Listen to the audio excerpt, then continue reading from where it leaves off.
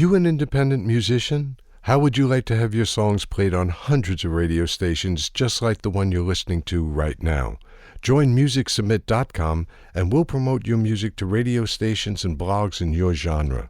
It's free to set up your account, and we guarantee your music will be considered for airplay by radio stations worldwide. Why not sign up today? It's free. Mrkbh, radio promotion for indie musicians.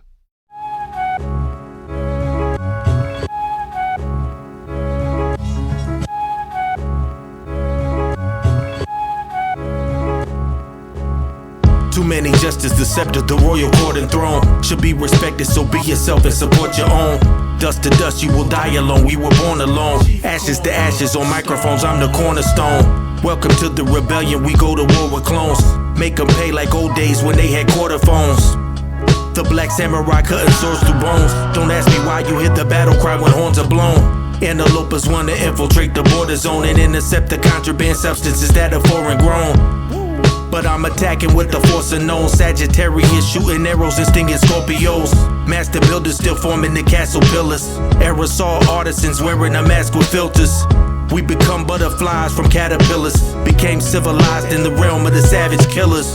Start the quest, it ain't too many artists left. Embark to destination unknown, location marked with X. We paid dues without a credit card or check.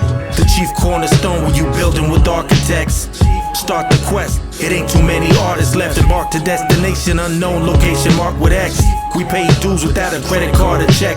The chief cornerstone when you building with architects. I almost died on the operating table. My aortic wasn't almost able. If you can do music on your own, F the label. And I don't deal with politics. To me, it's a pile of tricks that's been run by dicks. I'd rather watch the Knicks than Netflix. My household is strong, I converse through song. But these hands work. A smart spouse is a perk, because two heads is better. My daughter ran track in school and I let her. She won a silver that was trash in the fans. Who was cheered by his mans. The cornerstone of this world is stripped. I feel like Jesus with his clothes ripped, hanging on the cross. For words I'm at a loss. I'm smarter than my boss. Start the quest, it ain't too many artists left. Embark to destination unknown, location marked with X. We paid dues without a credit card or check. The chief cornerstone when you building with architects. Start the quest, it ain't too many artists left. Embark to destination unknown, location marked with X. We paid dues without a credit card or check. The chief cornerstone when you building with architects. Start the quest, it ain't too many artists left. Embark to destination unknown, location marked with X. We paid dues without a credit card or check. The chief cornerstone when you building with architects. Start the quest, it ain't too many artists left. Embark to destination unknown, location. This is Mrkbh, and you're watching Side B TV with Phil Jackson. Hey, what's going on? This is Phil Jackson, host of Side B TV, being brought to you on the Boombox Union channel. Please go back and hit that like and subscribe button. Look, you guys known me for Side B Radio for 15 years. You know, I had tremendous amounts of guests on. I played dope music. And what Side B TV and Side, it's almost parallel to what I'm doing. Because I want to put independent artists on a platform just to give them, just so you can, you hear the music every Sunday, right? But you want to, get inside their head and see how they became who they are and how did they come up with certain songs and, what drives them to be in this culture. So what I wanted to do with Side B TV is actually have more interviews up by artists that are up and coming, that are already established, that really don't get that necessary quote unquote exposure. And this is what I'm doing. So, I just had on YZ. Everybody knows who YZ is. He's a legend in the game. Shout out to Jersey out there. All my heads in Jersey. Shout out to Porter Rich out there in Camden, New Jersey. I just did a dope interview with them. Sons of Sin. The movie's out right now on Tubi. Shout out to Silent Funk, which is Silent One and Rhinoceros Funk. They have an album out right now. I just did an interview with them, so shout out to those guys. Now, I have a next guest up. I've been playing his music for a while on Sabi Radio, and we just connected. And I was like, "Yo, I want to do an interview with you because your music is so interesting, and how you are so much involved with the culture, and you come from the Midwest, and so I want to just get a feel of who this artist is, and I have Mrkbh on Sabi TV. What's going on, man? What's happening? What's happening? Hey, look, man, thank you for coming on. Like I said before in my intro, I've been playing your music for a while, and it was so crazy because you had instant messaged me, Mm-hmm. and you were like, "Hey, such and such, and I got these songs, this, that, and the third." And I was like, "Well, go ahead and send them to me." And so when you sent them to me, I was like, "Wait a minute, I already played that song." You know what I mean? Yeah. Oh, you're that guy. So no, so like, welcome to the show, man, and just tell my audience about who Mrkbh is and where you come from. Well, like I said, my name's Mrkbh. I'm from a small college town called Muncie, and it's about an hour northeast of Indianapolis, which is the Mhm. capital of Indiana. And out here we have a hip hop scene, and we have had a hip hop scene. I've been involved in it for, I say, a strong 20 years. My angle was always more when I first started listening to hip hop, it was back in the 80s. I was born in the 70s, so I'm an 80s Yeah. baby. And so that way a lot of the hip hop that I listened to was more East Coast influence, because that's all that was available back then. A huge percentage of what was available back then was something like Run DMC, Houdini, stuff like that. So I had early exposure to a lot of the core root elements of hip hop. I can remember, trying to break dance at the rec room in Garfield Elementary in Muncie. And, I experimented with graffiti when I was in my, teenage years and high school and stuff like that. So, and I also, me and my little brother destroyed our grandmother's turntables trying to scratch and mimic what we saw. What we saw DJs do on TV. And most of my exposure to hip hop came through video shows like Young TV Raps and Rap City and stuff like that. I did have a couple pieces of vinyl, but most of the vinyl that I had exposure to was older funk and soul records. But Okay. yeah, I've been doing it for a long time, and I have had a collective of people I came up with that were like minded, in that we were more concerned with, as far as the rap side of it, the MCing side of it. We were more concerned with being more poets and lyrical and metaphorical, and trying to say something that hadn't been said before. So Now, originality was always very highly important in our scheme of things. now that's what's up. Now you did say that you had exposure through like Yo NC Raps, but because you come from a college town.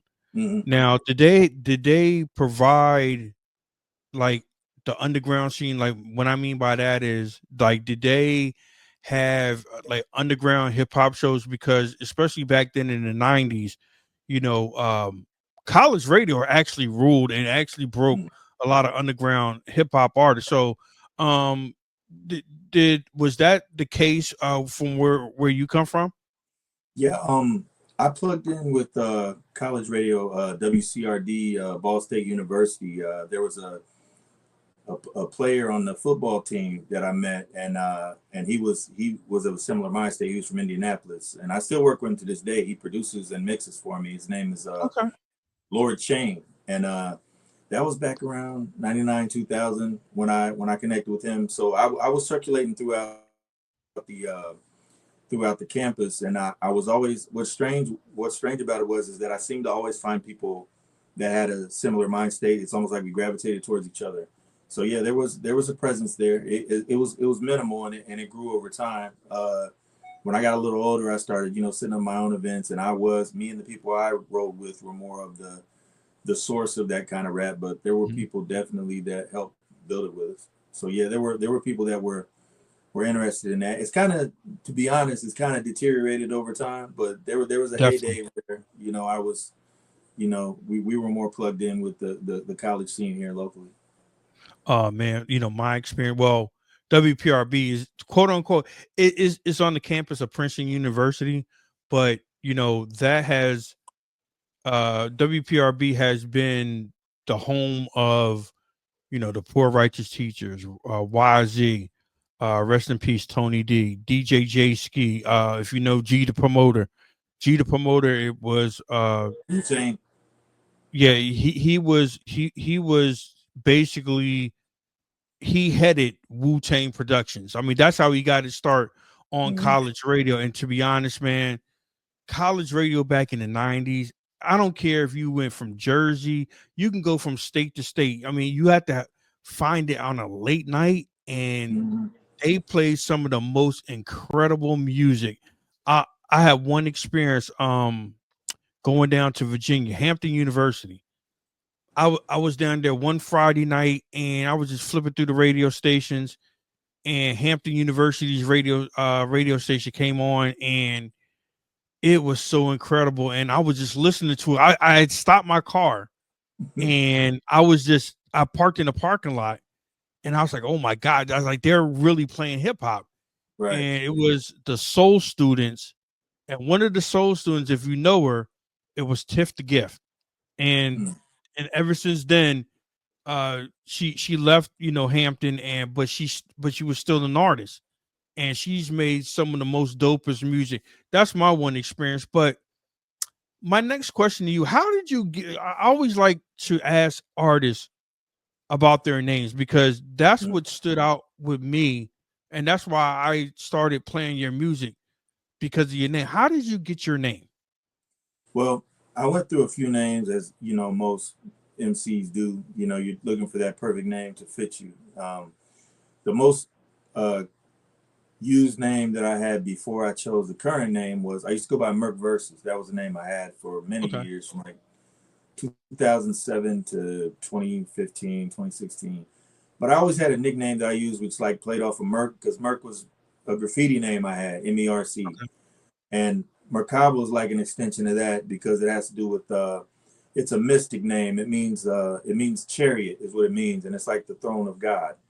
So I figured that I've always leaned towards more like esoteric studies when it came to my music and just my life in general. So I think it was a good fit, because it would play off the name Merc. And the reason why I kind of left Merc verses alone is because during like COVID time, verses Okay. became real popular. And I come from the school where, back in the day, biting was like it's not like that anymore as much, but it used to be like a sin to bite Right. somebody. So it's like I don't want to share a name with something that was so popular. I wanted to have my own thing.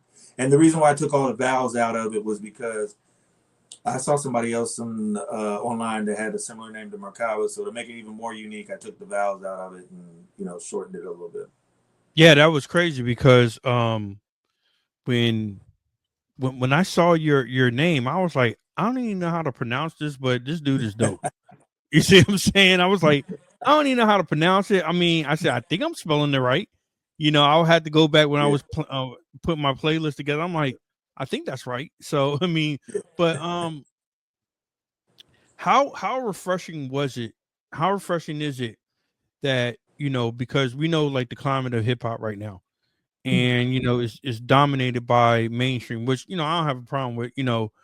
Shout out to the mainstream artists out there. Me and YZ, we had a long conversation about this, and it's like they're finding their way within hip hop. So, but how refreshing is that there are like-minded people like yourself that still love the style of hip hop that you're doing, I mean, it's especially great. in your area.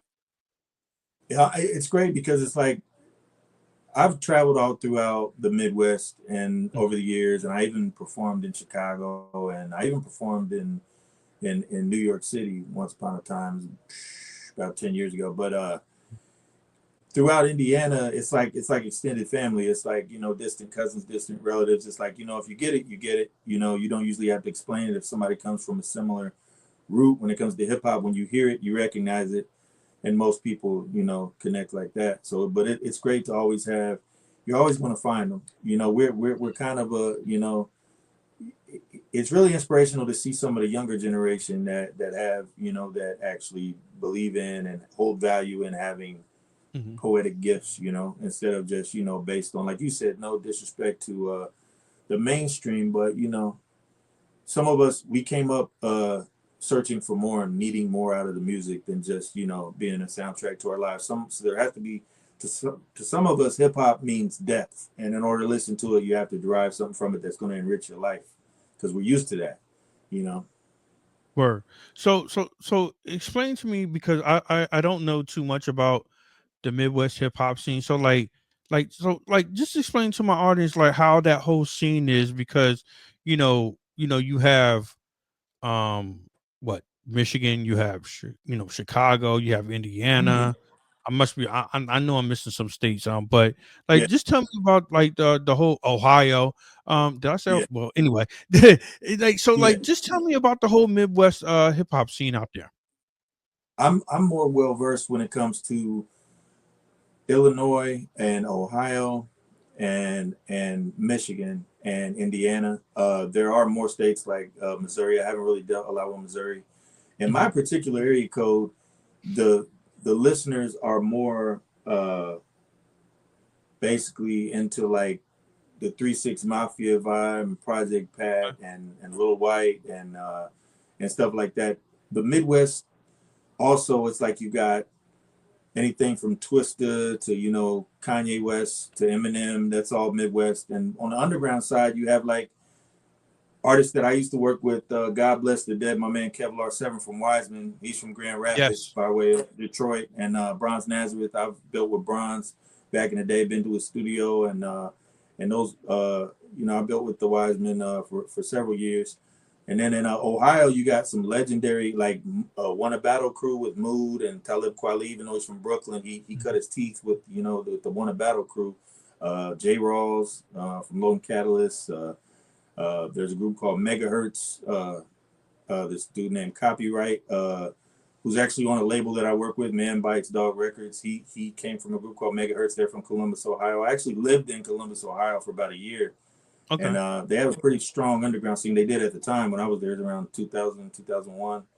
I mean, I think Fife performed. They used to have a place called Bernie's Distillery on Sunday nights, and they used to Mhm. have a live hip hop night. And I think Thurston Howell the Third, I'm pretty sure, performed there at once upon a time, and as well Fife from Charcoal Quest. God Bless the Dead performed there as well. Yes. Now, I want to say one group. I don't know if you remember them. I think they're from Kansas City. Hmm. Super crazy. Basement Chemist. I Do you don't remember think those so. guys? No, Oh man, I think I'm gonna have like to they look they into were it. they were associated with Chuck D at one point, and Oh yeah, like they were super crazy. They had a couple of about what joints year? out.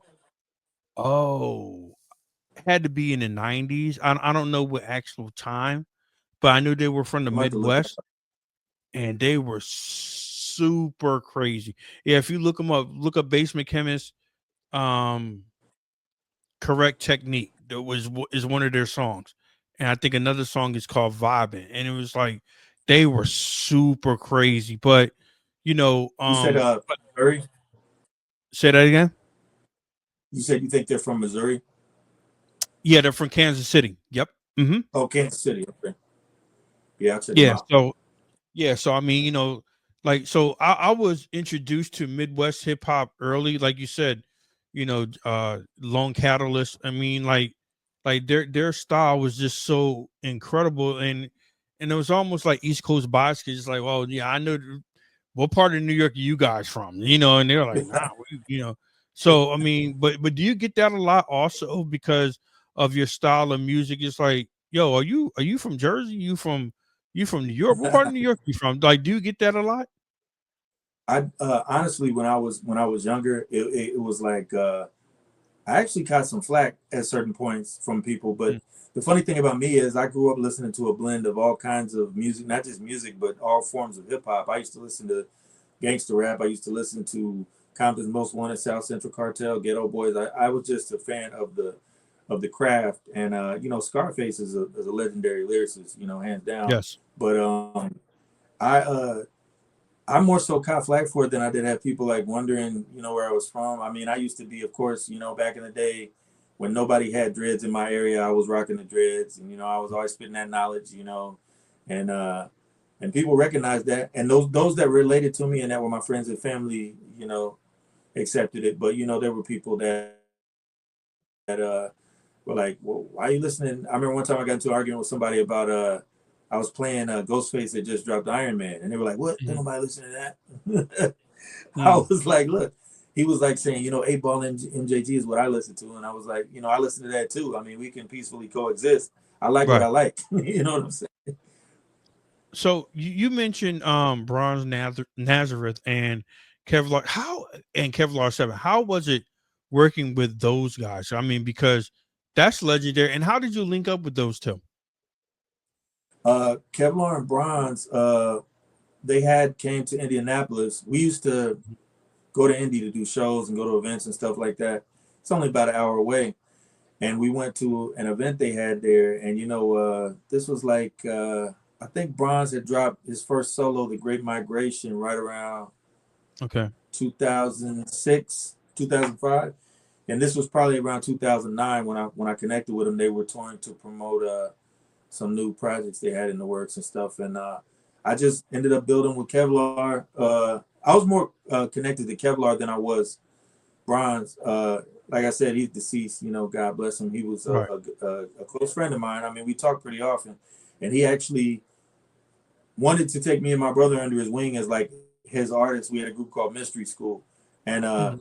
we put out a project, a little underground project with his name on it, Kevlar 7 Presents. But we were just outside of this venue in Indy called Spin, and I just started talking to him and some of the people. I was in a group called IWG at that point, Mhm. Ironworkers Guild, and everybody in the group was like, "Yo, we need to do a song with Kevlar. We need to do a song with Kevlar." And I figured that I would approach it at a different angle instead of trying to get him on a song. I was like, "Yo, why don't you put us on a song? Why don't you put me on a song?" And he's like, "Yeah, we can do that." He was like, Mhm. "Y'all can come to Detroit, Black Day in July Studios in Detroit. We can make it happen." And we went up there, and I knocked out a joint for Kevlar 7's first mixtape called "Unbutton Your Holsters." I was on a song called "Suicide Watch." Okay. Yeah. So So and then no, my fault. um Go ahead. no, I'm sorry. So when did you realize, wait a minute, I might I might be onto something with this hip hop thing.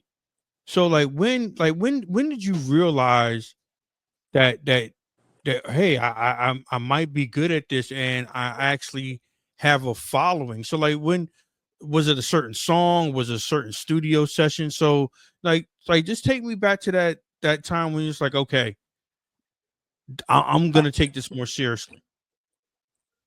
I was just discussing this with somebody the other day. This was like in high school, and this is going to sound crazy, but I took the instrumental to "Deeper" by Boss, Mm, deeper and deeper, and yep. I did this I did this song, and it was pretty. The lyrics on it were pretty violent, but it was like the song I made was on deadly ground. It was the name of it, and I recorded it. I did like a little mix on like a little home stereo, and I wrote this verse and I recorded it, and this was my high school age. And I was in art class at Southside High School, and and I let my guy hear it, and he was like, "That ain't you." Mm, And I was like, "Yeah, man, that's me, man." He's like, "No, I don't even sound like you." And I'm just like, at that moment, to be perfectly honest, at that moment, even though I wasn't seriously taking it serious as a rapper, I was like, I must be doing something right. If he thinks that's not me, that's so good and it sounds so real, and I just did this on my stereo, and he's like, "That's not you." He didn't believe it was me. He thought it was somebody else. mm, I thought, I might have some with this, and I've word. always had a passion for words, as far as Mhm. I'm a writer. I used to write. I wrote a few stories for a local newspaper and stuff. So I've Okay. always been interested in art and words. So No, that's it's been a long time. When I started like actually putting music out, I got a pretty decent response. Every underground artist wish they had a bigger response than they do, oh yeah, to a certain definitely. extent. But Yeah, I definitely. think that just the response of the people and people say, you're great, you're good at what you do, don't give up. that to me is an inspiration to let me know, hey, I'm appreciated. What I do means something to certain people. Now you said that you did shows throughout the Midwest, and coming to the East Coast.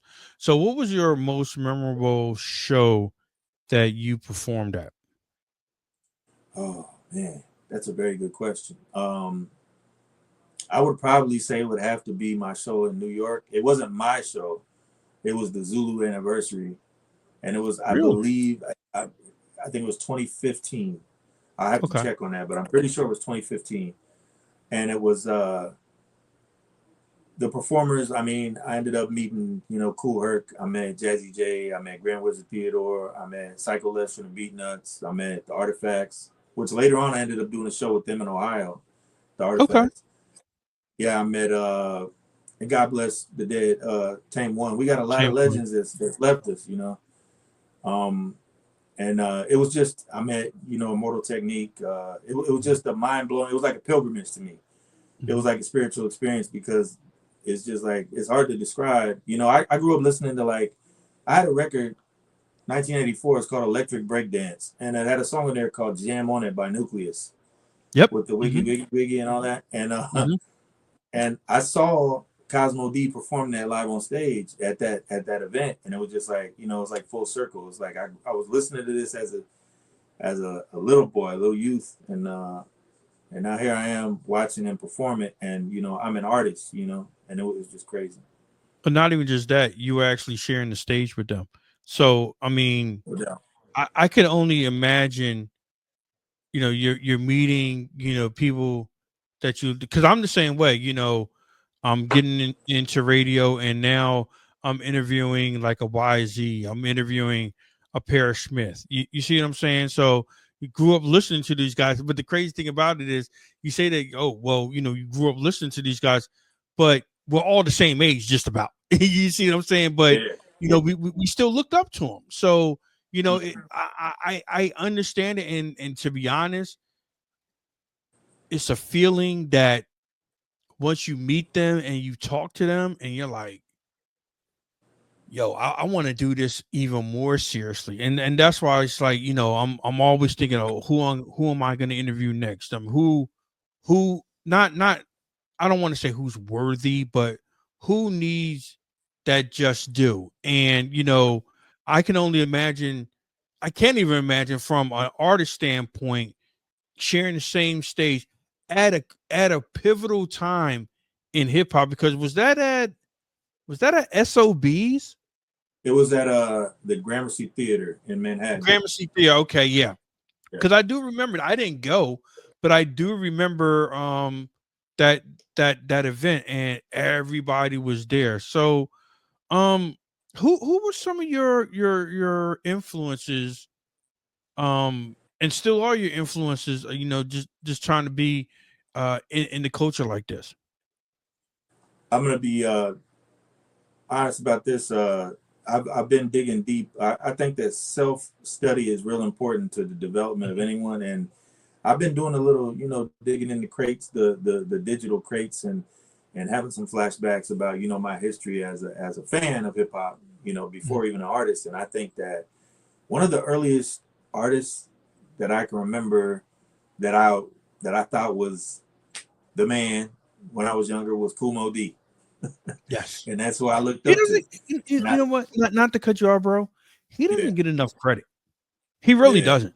He really, because he was a phenomenal MC, and he Mm-hmm. really doesn't get enough credit. But I'm sorry, but go ahead. Oh no, it's all good.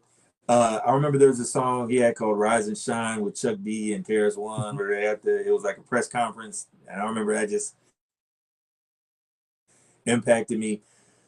Uh, Another video that impacted me, to mention Chuck D again, Burn Hollywood Burn, Big Daddy Kane, Yes. Ice Cube, Cypress Hill. I mean, Ice Cube, all the way up to, at one point my favorite MC was the DOC. Mm. When he came out, I thought he was just a great lyricist, great performer. No one can do it better. That album, I remember I played that till the tape broke. Uh, and then when I got a little older, I kind of moved over into the world of conscious. conscious music, and it was, it was more along the lines of a Poor Righteous Teachers, shout out Mhm. Jers, and and like KRS One, you know, King Son, Mhm. um, you name it, man, X Clan, all of those went into the gumbo pot of my influences, and of course, the voice of Guru, Gangstar. I mean, that's Yes. Cool G Rap. Cool G Rap is Yep. like to this day one of my. I think he's one of the goats, if not the goat. Like as far as standing the test of time and having that wordplay, that impressive wordplay from way back when he started till now. You know, yeah, all those guys, man, are all legendary figures. And even can't forget the ladies, MC Light. Oh, she like, That yeah. was always a ill MC. I never really looked at her as when I watched the videos when I was younger, and I was like, oh, that's a girl rapper. I was like, she's just Nah, dope. She can fit. Yeah. I'm gonna tell you, and also Raw Digger. You really didn't even Oh yeah. like, yeah, with Raw Digger, it's like, nah, she ain't like, cause they always say, oh, female MC. No, she's just an MC.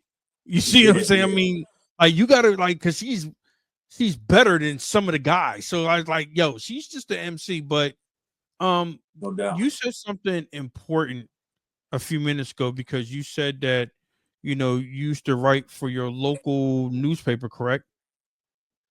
Yeah. Now, how important? Now I'm getting back to the lyrics, the lyric side of hip hop. How Mm. important is it to have that vast knowledge and that vast vocabulary, and how important is it to you know just to read and just study and just to put it all in your music? So how important are words? Because the reason I asked is because some people really take that for granted. Some artists do. And as the Indeed. consumers, as the listeners, some of us don't pay attention to that. And we say, no, we just like the beat and yeah, Hmm. what he said, shit ain't really made no sense. But it sounded dope. But I mean, so like how important is it for you to string words together and actually have a meaning within your songs? It's highly important. It's really the whole purpose of why I do it.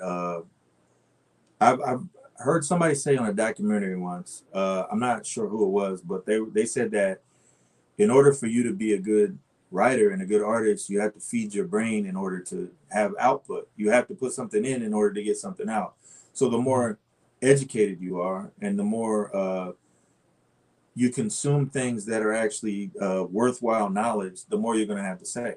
And so I've always been someone that studied a wide variety of religions and history and cultural things, and I grew up studying the 120, the 5% lessons. I grew up studying Egyptology. I grew up studying the Bible. I uh, I was encouraged by the music I was listening to. Like KRS One, You Must Learn, and the whole album. Uh, It's the Poor edutainment. Righteous Teacher. Say it again. Entertainment. Yeah, Oh, of course. well, Yeah. KRS-One edutainment. Yeah, yeah, Yep. definitely. And Poor Righteous Teachers, Black Business, and I mean, it's just Holy Intellect. I mean, the Poor Righteous Teachers catalog was highly important. Wise Intelligence as a solo artist as well. I mean, to me, he's one of the greats as well. Like, to be honest, everybody says, Big Daddy Kane, Slick Rick, KRS One, as far as, and Rakim as their Mount Rushmore. But to me, I've always ranked Brother J from X Clan, Wise Intelligent, and Cool Mm. G Rap as some of my, high ranking figures when it came to lyricists. But yeah, the studying something and knowing something, it doesn't matter if you're a good carpenter and you know all the details of carpentry, and you also rap. You can make a dope rap about all the details of being a good carpenter, and it's that some knowledge that other people might not have, and that gives you Oh, that's content. That what's gives you up. something to draw from when you're being creative. Now, how dope is that you see all the veteran MCs, they're making music again because probably maybe 5 to 10 years ago, if they had put out an album or anything like that, I mean, like they might have been featured on certain songs, but if they put out an entire album, it probably wouldn't even do any good, per se to the masses. But like now, you just seen the re reinsurgence of you know LL Cool J. Raekwon has a new album out. Slick Yeah. Rick, Yep. Rakim, Yeah. Stetson Sonic, MC Light. The list goes on and on. So like, how does that make you feel? Seeing like the guys, the MCs that you grew up listening to actually have our albums. Not even just that. What they're doing is so incredible because of the fact is number one, and Right. me and YZ talked about this. Number one, they're doing it without any radio airplay. And they have that, they found that lane. They don't have to fit in. And YZ said this perfectly. They don't have to fit into what everybody else is doing. So how does that Right. feel? And the response is getting great. Is crazy. They're selling out shows. They're not doing like shows here and there here. They're doing tours and they're actually Right. selling out actually better than the newer artists. So like how does that Definitely. make you feel seeing the older veterans actually get a second chance at their careers? I mean, it feels great. Me being an underground, lesser known artist, to me, it's inspirational. It makes it seem like all of my work was worth it. It's validation when you see some of the younger, nothing, not to take away from the younger Right. artists. I have, some sons that listen to some of the younger artists, but it's like I'm not trying to take away anything, but a million streams doesn't always equal a packed stadium, and that's a lot of these young artists have had to cancel shows left and right while some of the legends are having sellout shows. For example, the final chamber tour with Wu-Tang, just sellout show after Right. sellout show, and it's like you can't dispute the impact, the cultural impact of some of these That's super legendary crazy. figures yeah, and it's like yeah, it's really inspirational, and it feels like validation because it's like what I'm doing.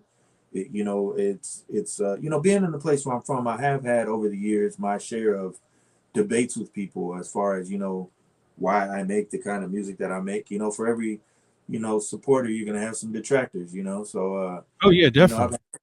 I've had that conversation, time and again with people about, well, why do you do this? This is what people want to hear, and this everybody thinks they're a marketing analyst, but it's like I always believe in making music from your heart, and eventually, things came full circle and proved my point that there is a place for this type of art. No, that's what's up. So, now oh, you know what? I got another question. Well, I got a Mm. couple questions. But I see the library behind you.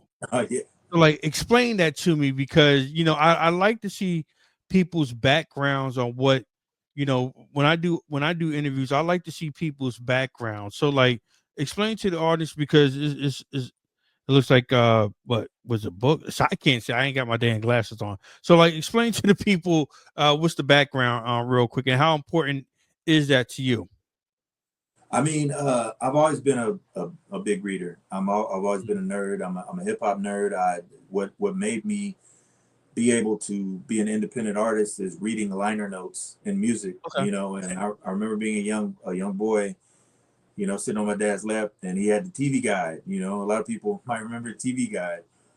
It doesn't exist anymore, but I remember I'd Nope. look in that book and I'd see all these symbols, and I was like, what does this mean? And I've always had the desire to be able to decipher things and understand things.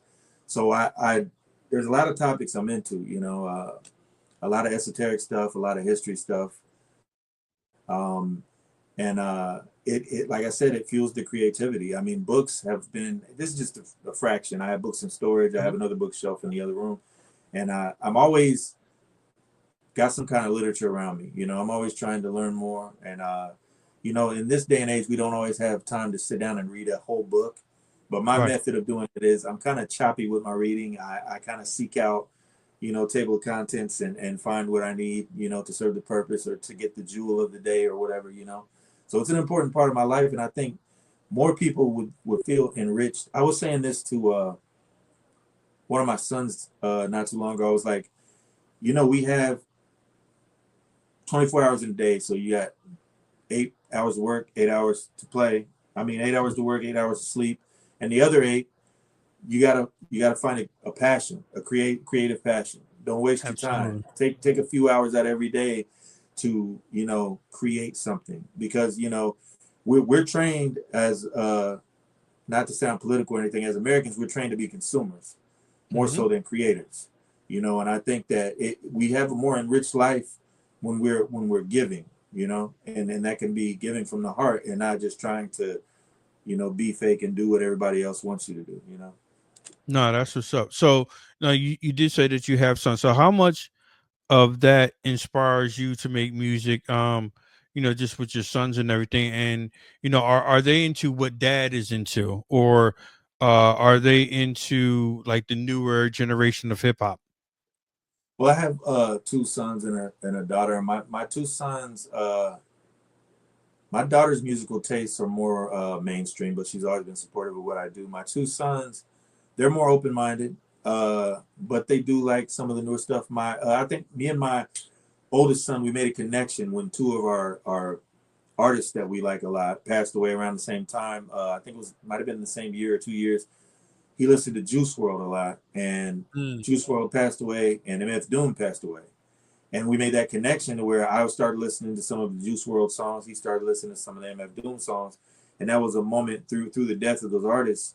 We kind of made a connection there musically, and it was pretty cool. It was pretty dope for him to look into my world and me to look into his and be like, appreciate it for what it is. It's the art, you know, and Right. And you know what too, man, not to cut you off, but I think maybe was it 2 years ago, the 50 years of hip hop. My math is bad. Was it 2 years ago? Two and a half, 3 years, something like that. It was like 2 years ago. And I think that brung the older generation and the newer generation closer together. And mm-hmm, I think the younger generation actually saw how important the older generation was, because with right, with the 50-year anniversary, you saw mega shows with old school artists, and they still had it.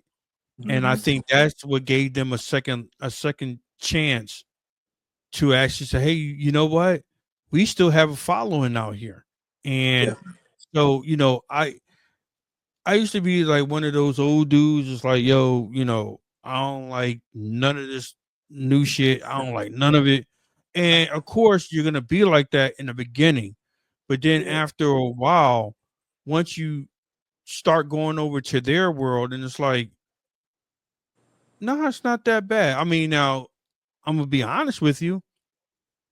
If you ask me who this person is, and I said, nah, I don't know who they are, mm-hmm, but I know the songs, I know the melodies and all that. And you got to realize too, I'm 53 years old. We're the older generation, so mm-hmm. they're not talking to us.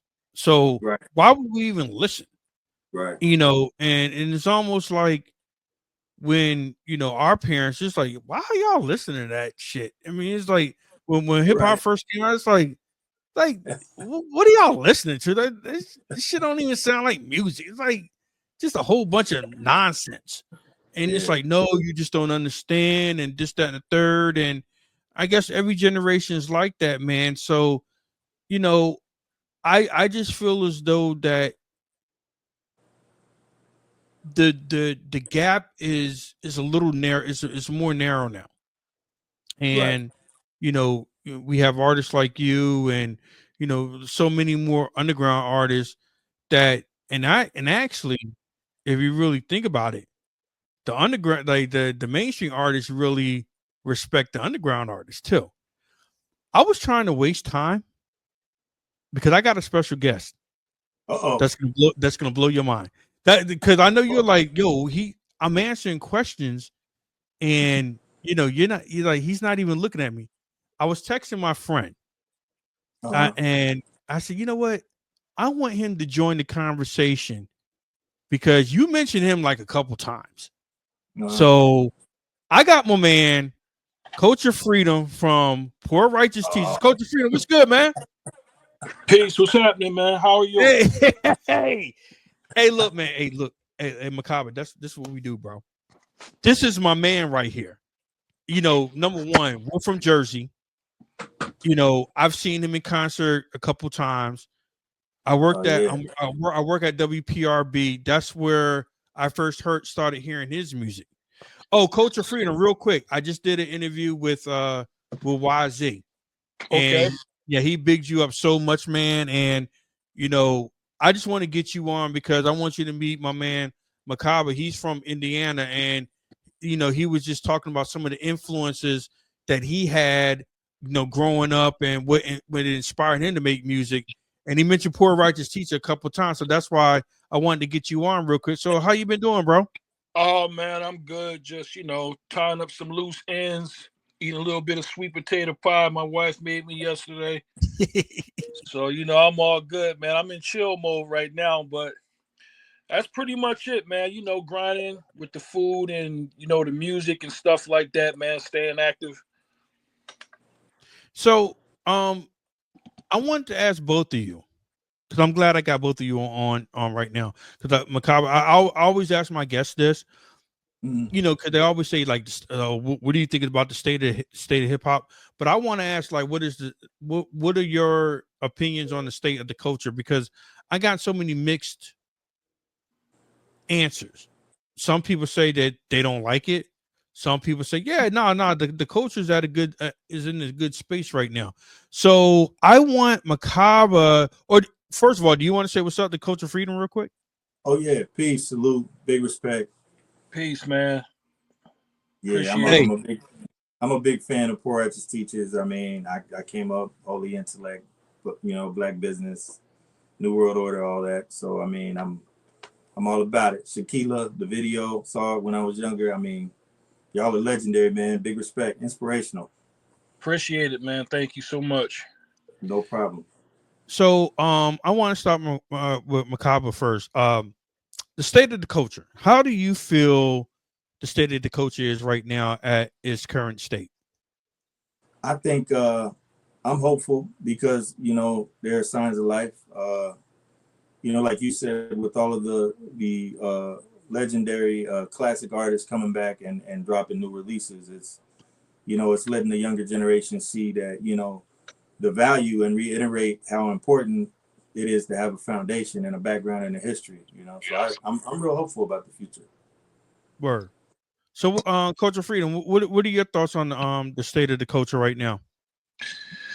I see a glimpse of light coming back, man. You know what I mean? We got a lot of artists from the late '80s, mid '90s coming back.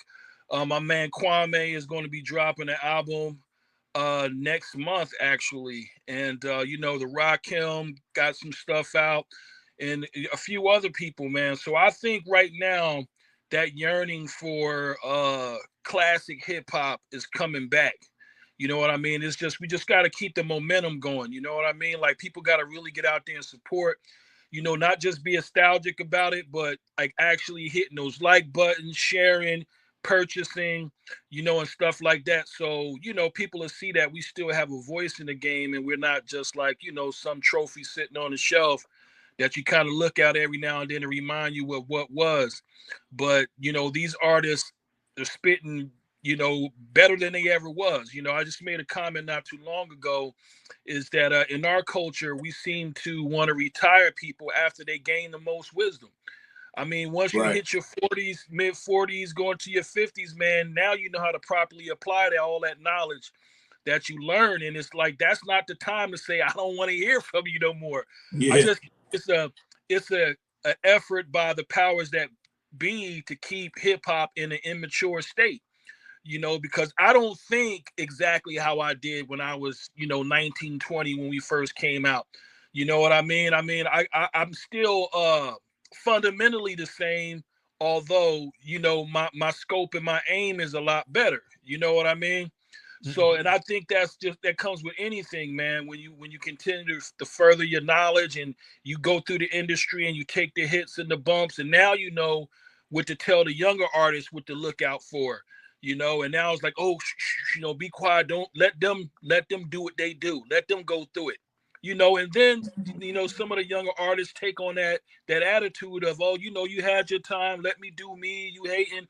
But in reality, man, it's always been about each one teach one, you know, and we taught our peers and we got taught by our peers. You know what I mean? KRS-One, Chuck D, and all of them, we learned a lot from them. Then we taught, people learned from us, and that's what it was all about. So I think it's in a sweet spot right now, and I hope that this is true, and I got to check my sources, but I think it's KRS-One, Rakim, Kane, I and heard that. I think it's Cool G Chuck, Rap. I believe, are Now, working Russ on an was- album together.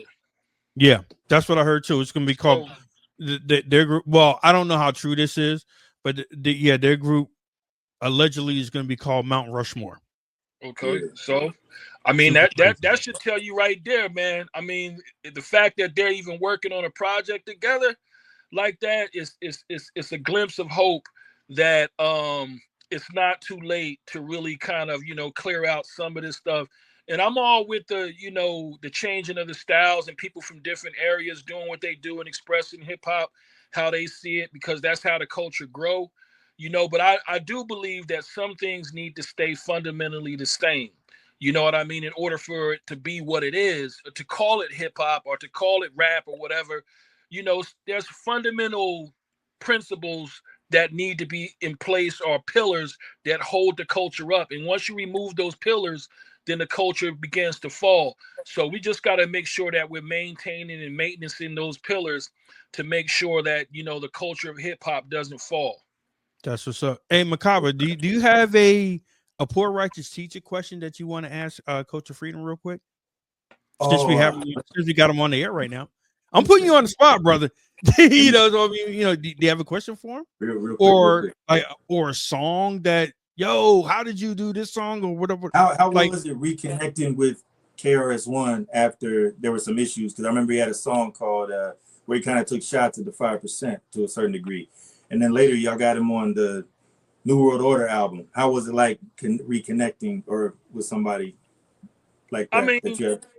KRS was like a rock star to me. You know what I'm saying? Like when we came out, like actually before we came out, you know, with My Philosophy, Criminal Minded, and all of that stuff, man. I mean, he spoke for the people. You know what I mean? Mm-hmm. His whole swagger and everything. When I saw him, it was like, that's us, that's me. You know what I mean? It wasn't all, you know, sugar coated and all polished up. You Right, know, like you say, you know, keep my hair like this, got no time for Jerry curls. You know what I mean? right, So it was yeah, like raw stuff. But I'm gonna tell you something that's super funny, man. That and first of all, to answer your question, it was all love. You know what I mean? But what was super funny is that on our album release party, and I don't think I ever mentioned this to anybody before, so this is kind of an exclusive story. But he came to our album release party for Holy Intellect, passing out flyers that said the original teacher on it. You know what I'm saying? Like that's if you know Chris, then you know what kind of stuff he be on. You know what I mean? yeah. And like we street dudes, you know, we're project guys. You know what I mean? So we kind of peeping game, and we like, okay, this that was my first in person introduction to KRS. You know what I mean? So, That's and crazy. he's a very competitive person. You know what I mean? So I took it as, okay, competition, Right. right? And man, it was all love after that. I mean, we went on tour with him, and you know, and all of that other stuff. And it was just a comment that he made about us in a magazine. You know, I think he said something. He was asked a question about us, and he was like, "Well, they're poor and they're righteous." You know, and he was like, "Yo, B, what's up with that?" So we kind of met up with him at a lecture. You know what I mean? We talked, we had a few words, and then after that, everything got squashed. And you know, it was just a matter of reaching out, man. You know what I'm saying? The A&R at Profile reached out to him for us, and we just met up in the studio, man, and it just went down. You know, it wasn't no bad blood or nothing like that. It was cool because see, our thing is this, man, and I believe KRS is thinking somewhere along the same lines, man. It's like we in this thing together. You know, and that was my thing. Is like we're all teachers. We're all, you know, out here trying to elevate our people and raise the level of consciousness and all of that. And what it looked like us beefing with each other. You know what I'm saying? Right. Like on some stuff like that. We got to find common ground where we can build together. And I believe he's on the same thing because he actually has mentioned us a couple times in some interviews and on stage and stuff like that. With and you know, and I think he saw the bigger picture. You know what I'm saying? So it was Yeah. all good, man. It was all good meeting up with him, man. I love Chris and him, Chuck, all of them, man. You know, like I said, they was out before us. They paved the way, kind of, and we just came, you know, with what we was doing, and you know, as far as knowledge of self, you know, Rakim was that person for us when it came to that because I think Chris got his name from Harry Krishna's, you know, so that where he was hanging out with. So I think he was kind of coming with, you know, that metaphysical type mindset. And we were coming with knowledge of self, you know what I mean? And, you know, there's a question in the 120 that says, who are the 5%? You know, and it's they are the poor righteous teachers. So, you know, I don't think he realized that's the angle he was coming from. You know what I mean? You. Because Chris was like, I'm the teacher. You know, I'm teaching. Oh, You know, okay. so I see what you're saying. Okay. yeah, I don't think Right. I don't think he got that, and Right, maybe he did, and maybe he just wanted to have a little fun. I don't know, but nah, Chris, man, it's all love with Chris, man. I saw him at the 50th hip hop 50th anniversary, right out in Sedgwick Ave. You know what I mean? And you know him, Wise, Talib Kweli got on stage, was rocking a little bit. It was all good, man. My last encounter with him was good. So Actually, I went to his that was a great induction too. Yeah, for the National Hip Hop Museum in Washington, D.C., where he got inducted into the museum and he gave them the Declaration of Hip Hop and all of that. I was there, signed it, the whole 9 yards. So yeah, it was all good, man. I mean, you know, we don't hang out or nothing like that, but you know, it's always peace when we cross paths. no doubt. That was a great question. Hey, Culture Freedom, promote what you're doing right now. And my question to you is new music. You got any new music that you need to share with us? Well, I just dropped an album called Laminar Flow. It's on Bandcamp. This particular album I did with artist out of Trenton, New Jersey, named Neff 150.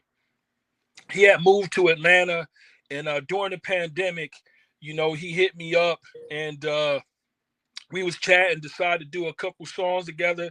Then after that, we just kept doing stuff over the internet, and we did a whole album. And unfortunately, man, right after we was done, we shot a couple videos and all of that. He had succumbed to COVID, man. Okay. And he had some pre-existing issues. And what I decided to do was to take part of that project and mix it with the other songs that I didn't put on my Tools of the Trade album, and then make it one. You know, to try to make sure that he, you know, that he got some shine and that, you know, his name got kept alive. So that's what I have out now, the Laminar Flow album. And we got stuff like Can't Stop, Won't Stop, which I've shot some clips of that and put it on Instagram and YouTube and stuff like that. It's a bunch of good joints, man, out there. You gotta check them out. And me and Wise was talking the other day, so there's probably going to be a Poor Righteous Teacher album coming soon.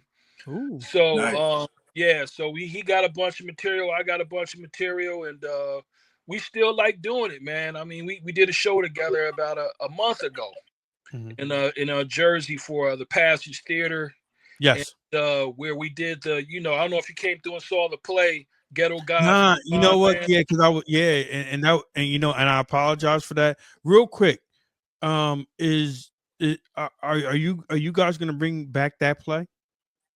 Yeah, I believe so, man. I mean, we're talking with the artistic director over there, Brescian Miller, and it was such a good turnout that he's talking about bringing it back. It's the first play of its kind, and yeah, it went really well, and they're talking about bringing it back. So let's see. I'm all for it, man. That's what's up. Hey, how can people get in contact with you and support and everything that you're doing right now? Well, you can hit me up at Culture Freedom PRT on Instagram. You can hit me on Hip Hop's Top Chef on Instagram. And Facebook, the same names. Culture Freedom Kerry Williams on Facebook. And yeah, man, I'll be posting stuff all the time. New music. I just post some new stuff I did today. I produced some gospel beats, actually, man, for uh so a good brother named Robert C. Brooks, and that was real dope. And I'm just working, man, just staying active, man. That's the main thing, stay active, and whatever the Most High want to bring to you and bless you with, it'll come. But you just got to stay active, man. Movement is medicine, That's what's up. mentally as well as physically. So Hey, Coach of Freedom, I really thank you for coming on, man. I mean, I know it was spur of the moment, but um, the artist Mrkbh that I'm interviewing right now, he mentioned you a couple times, and I was like, it would be dope if they linked up. You see what I'm saying? So yeah, this is what it's all about, man. Just joining forces and paying homage to each other, and just paying respect to each other. And that's what I wanted to do. So I want to thank you for coming on, bro. no doubt, man. You know Much how we do. appreciation. Just hit me up anytime, man. Yeah, we gotta talk because we gotta do a poor righteous teachers interview too. Yeah, man. Just make it happen. You got all the numbers. Hit Wise up. He got a lot of his hands in a lot of things. So you know what I mean. Just hit us up, man. We're gonna make it happen. I'm gonna talk to you later on in the week, bro. All right, no doubt, man. Peace. What's up, everybody? It's your man, Culture Freedom, hip hop's top chef and one of the co-founders of the legendary hip hop group Poor Righteous Teachers. And you're watching Side B TV with my man, Phil Jackson. Y'all already know what time it is. Yo, man, this is how we do it right here. I know that you mentioned, poor righteous teachers a couple times, and I personally know Coach of Freedom. He's a good brother. I actually interviewed Wise Intelligent and Coach of Freedom separately, and they're very influential, not just to me, to you. I mean, just to our generation and what they do. And I thought it would be dope, just to bring him on, just to give his insight on the music and everything like that. And I don't know, maybe I'll link you two. Maybe you two. Have you ever done a song? Maybe you could do a song with Coach Freedom. I don't know. That would be crazy. I'd love to do that. This is what this platform is about, bro. I'm trying to push it to the masses because guys like you, guys like Coach of Freedom, YZ, everybody that I interview, they make good quality music. And with that being said, you made music with Sadat X, Killer Priest. I mean, your catalog is very dope. So, Thanks. how was it reaching out to those guys? How was that first email or whatever? Did you have to send them the beat? You had to give them the concept of the song, and didn't they write, or did you send your verse? And how was that whole process? Because having songs with Sadat X and Killer Priest, man, that's kind of legendary right now. So how was that whole process for you? I appreciate it. There's a couple of good stories associated with each one of those songs. Like first with Priest, I've known Priest for probably about 15 years from doing. Really? Didn't know that. Yeah, when I said earlier about like doing shows and stuff, he came to Fort Wayne, Indiana, which is maybe about an hour, about the same distance as Indy from where I am, and he ended up shouting out Fort Wayne on on his album Psychic World of Walter Reed. He was like, I forget what the song is. It's Lotus Flower, I think. He says from projects in Fort Wayne, something like that. He mentions Fort Wayne, but we ended up, the group I was with at the time, we opened for him. And then when I was dealing with you know, Bronze and Kevlar. Bronze is Wu affiliated, so they had a show in Detroit, and I went and I got on stage with him while he was performing basic instructions before leaving Earth, and he was holding the mic up to me because I knew the words, and he ended up. I spit a verse for him. I spit a verse for him, and it was a verse to this song called Samson and Delilah, which Okay. basically is a modern retelling of the story of Samson and Delilah. And he was so impressed, he took my phone and he put his number in my phone, and he said, "You're a prophet," and gave me the phone. And from then on, we've stayed in touch. I've been with him. I just talked to him a couple weeks ago. I talked to him pretty often, and he's blowing up with this podcast. You know, the Podcraft that he has. He's more talks about like esoteric stuff more so than hip hop, but he does have a lot of hip hop guests on there. But yeah, he's, you know, that dude is a legendary. One of the greats. Heavy Mental is one of my favorite hip hop albums of all time. Okay. And when we did that track, he had came down to Indiana again and did some shows, and I was like, you know, let's do a track. And I sent him the Word. beat, and we made it happen. You know, and with Sadat X, I've always wanted to me this is like it's like the dream of somebody that's a hip hop fan and comes from that world, from like, you know, I don't know, all the way from, you know, All for One, Punks Jump Up to Get Beat Down, you know, what have you. And it's like just the legendary voice of someone like Sadat X is like, you know, one of the most unique voices in hip hop. And I always thought it would be super nice to get him on a track with me. And so I reached out to him and we got to talking. We had a conversation about some health issues, which is very you know, a very important topic at our age, you know. And he had a heart issue, you know, and he raps about it. He made some posts about it on social media, so it's not like I'm letting the cat out of the bag. He was talking about, you know, he had to have surgery to save his life because he had a heart issue, and I had a similar problem in the recent past. I'm a cancer survivor. I had cancer when I was 16 years old, and it kind of, when I got the treatment for that cancer, it kind of affected my body in ways that are kind of, you know, servicing now. And I kind of related to him on that health issue conversation. And that's why his verse on his guest feature, he starts off, you know, I almost died on the operating table, you know. So I think that's a bigger connection to me than, you know, than it would have just been if I was like, "You're a great rapper, can you get on the song with me?" I tried to touch base with something that's more, you know, related to life and living it, you know. Right. Absolutely. Yeah. And that was a dope song too. And I actually played both of them on my radio show. So, you know, with that being said, you have new music out and you have a new video out. So tell me about the new music and the meaning behind the song and the video. Okay, so this is kind of a long story, not that long. I'll make it short as I can, but there's a label called Man Bites Dog Records. It's based in Virginia. And this label is owned and operated by a few different people, but one of the main people that runs it is a guy named Count Fifth. He's a producer. He reached out to me to be on one of his compilation called Numero Un a few years ago. I did a verse with this a great MC named Impulse, and that got a pretty good response. I think Chuck D played it on And You Don't Stop Radio, and I was really super excited about that. So then another artist from that label, Man Bites Dog, he's a producer. He did a production project called Language of Spirits. His name is Rico James. He's from Vermont, Burlington, Vermont. And he reached out to me to be on this project that also came out on Man Bites Dog Records on a song called Two for Flinching. So then after that, he reached out to me and he was like, "Yo, I'm going to do a project with you." So since then, we've done 2 EPs, and this year we did the first one in January, and the second one is coming out next month, August 15th. Okay. It's called Righteous Gemstones, Part 1 and 2. And on the first one, we had a remix to the Killer Priest joint by Rico James. That was like the big guest feature on that one. It's a 5-song EP, and this second EP is featuring Sadat X. And I've got a few more songs I'm gonna drop from that. So yeah, Rico James, I think he's a phenomenal producer, and I would like people to hear more of us working together, you know. Word. So tell me about the new video, because we're about to play that right now.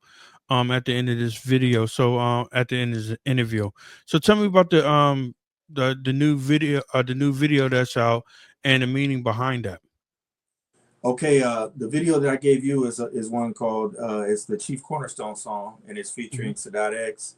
And I actually threw that edit together myself to get something out there because I was just so anxious to for people to see the visuals for it. I'm trying my hand at video editing, Mhm. and a couple of the songs coming off of this project, Righteous Gemstones too. I've edited a few videos. I got another one that's coming up. It's actually out right now, and I'm going to send you that one as well in case I come back for another interview. I'd like to, but it's called Ishmael. Okay. Ishmael Part One, and that addresses like the story. It's a narrative about the story of a war orphan, an orphan going through warfare. But yeah, the Chief Cornerstone joint is the one that I sent you, and that's that song where it's just like it's just to me. It's just talking about the foundational aspect of being a genuine hip hop MC. And it's about Or wordplay, and we're just doing our thing. There's no particular topic on the song Chief Cornerstone. It's just talking about, it's the fundamentals of being an MC, which is good lyrics, good beat, and having some kind of depth to what you're saying. that's what's up. And also, I want you to promote your website, and which Oh, is yeah, that right definitely. there. I So appreciate it.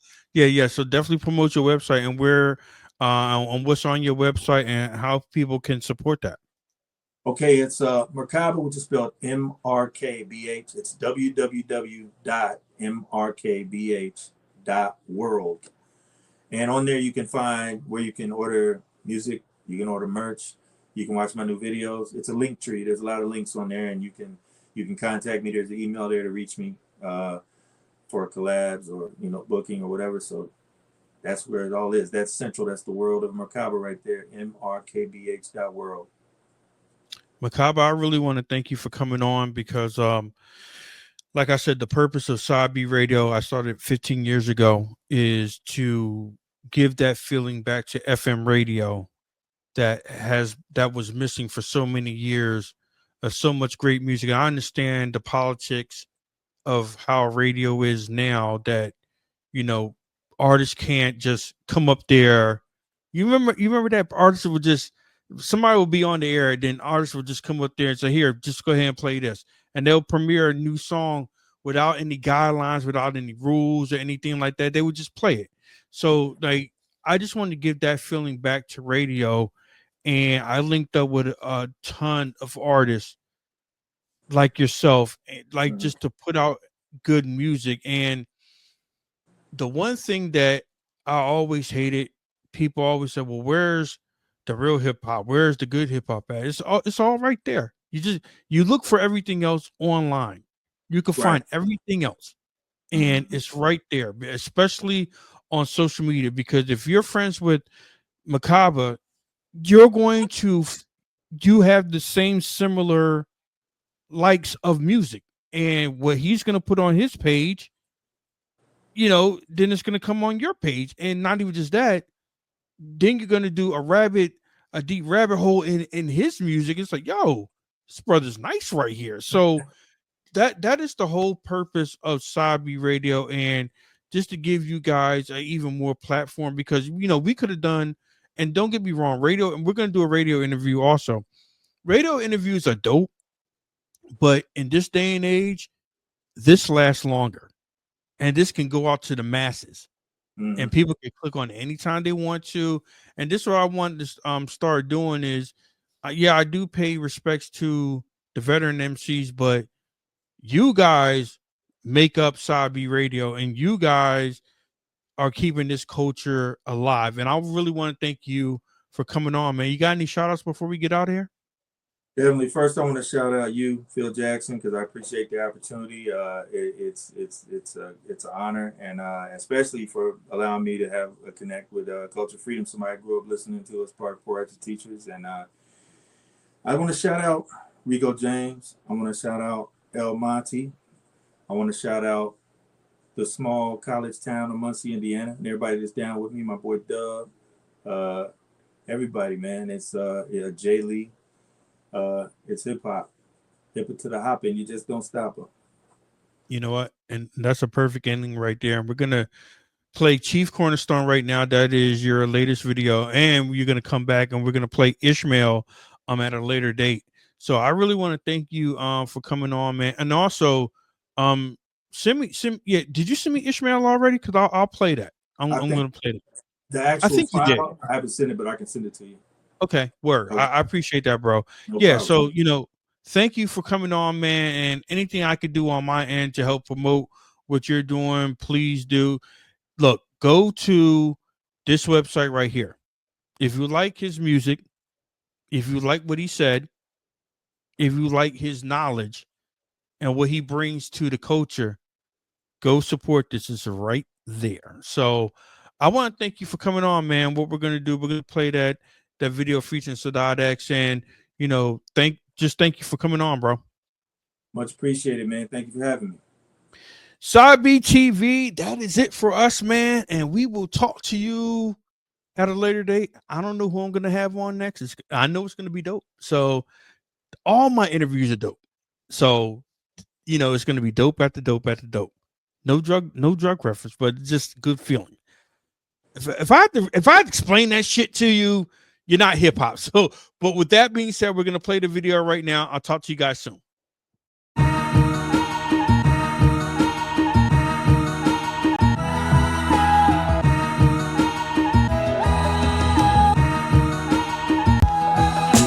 Calm before the storm, he wasn't born scorned or forlorn. Far from the norm, but his birthplace was war-torn. From conflict with the neighboring country, Pops traveled there daily and monthly to make some money. A history of violence, rival ethnic groups, militarized police who pulled their weapons, shoot and execute. They stood on necks with boots and kept him under pressure. He was a clever youth expecting something better. Just a teenager trapped in a hellscape. Mom, dad, and toddler sister for cellmates.